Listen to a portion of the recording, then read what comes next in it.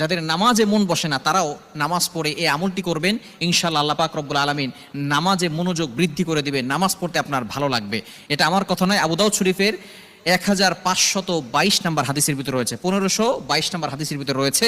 মুআজ ইবনে জাবাল রাদিয়াল্লাহু তাআলা আনহু, আল্লাহ রাসূলুল্লাহ সাল্লাল্লাহু আলাইহি ওয়াসাল্লামের প্রিয় একজন সাহাবী ছিলেন, তিনি এই হাদিসটি বর্ণনা করেছেন। নবীজি সাল্লাল্লাহু আলাইহি ওয়াসাল্লাম মুআজ ইবনে জাবাল রাদিয়াল্লাহু তাআলা আনহুকে এই হাদিসটি বলেছেন এবং এই দোয়াটা শিক্ষা দিয়েছেন। বিশেষ করে আমরা অনেকেই নামাজ পড়ি, আবার অনেকে নামাজ পড়ি না, যাদের নামাজ পড়তে ভালো লাগে না তারাও এই আমলটি করবেন। এবং বিশেষ করে যারা নামাজ পড়েন কিন্তু নামাজে মন বসে না, যখনই আপনি নামাজে দাঁড়ান সাথে সাথে আপনার মনটা নামাজের বাহিরে চলে যায়, এরকম হয় কি হয় না? আপনি নামাজে দাঁড়িয়েছেন ইমাম সাহেবের পিছনে, আপনার শরীরটা নামাজের ভিতরে আছে, মসজিদে আছে, কিন্তু আপনার মনটা যে বাহিরে চলে গেছে, সংসারের কাজে চলে গেছে। ইমাম সাহেবও জানে না, পাশের মুসল্লিটাও জানে না, একজন জানেন, তিনি কে? আল্লাহ ইজ ওয়াচিং মি, আল্লাহ আপনাকে দেখছেন, আল্লাহ আপনাকে অবজার্ভ করছেন। এই জন্য অবশ্যই আপনাকে চিন্তা করতে হবে, বেশি বেশি করে আল্লাহর কাছে দোয়া করা। খুবই চমৎকার একটি দোয়া নবীজি সাল্লাল্লাহু আলাইহি সাল্লাম শিক্ষা দিয়েছেন।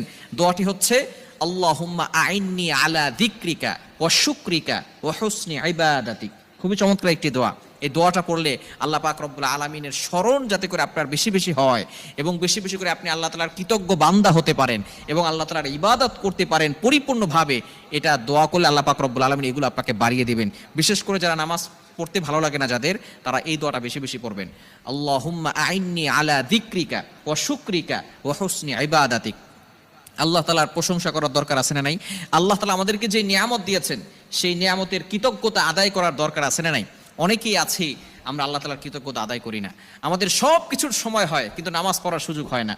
ব্যবসা যারা করতেছেন ব্যবসার দোহাই দিয়ে বলেন নামাজ পড়ার সময় পাই না হুজুর। আপনি যারা চাকরি করতেছেন চাকরির দোহাই দিয়ে আপনি বলেন যে নামাজ পড়ার সময় হুজুর আমাদের হয় না। আপনি যাই করেন না কেন, আপনাকে আল্লাহ তাআলা কেন পাঠিয়েছেন একটু চিন্তা করে দেখেন, একটু নিজেকে প্রশ্ন করেন, কেন আল্লাহ তাআলা আপনাকে বানালেন? আল্লাহ তাআলা আপনাকে বিবেক দিয়েছেন, পশু পাখিকে বিবেক দেয় নাই, পশু পাখি কথা বলতে পারে না, কিন্তু আপনাকে আল্লাহ তাআলা বিবেক কেন দিলেন? আল্লাহ তাআলা আপনাকে এত সুন্দর করে কেন সৃষ্টি করলেন?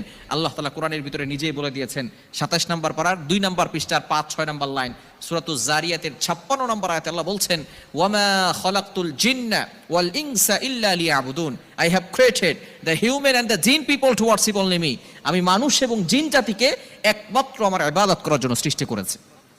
আপনি যতই দোহাই দেন আর যাই কিছু বলেন না কেন, আল্লাহ তাআলা আপনাকে ইবাদত করার জন্য সৃষ্টি করেছেন। সেই ইবাদতের ভিতরে সর্বশ্রেষ্ঠ ইবাদত হচ্ছে নামাজ। একজন ব্যক্তি ঈমান আনার পরেই তার মূল কাজ হচ্ছে নামাজ পড়া। সেই নামাজ আমাদের মন বসে না, সে নামাজ পড়তে আমাদের ভালো লাগে না। এজন্য নবীজি সাল্লাল্লাহু আলাইহি ওয়াসাল্লাম দোয়া আমাদেরকে শিক্ষা দিয়েছেন। কি চমৎকার নবী আমরা পেয়েছি!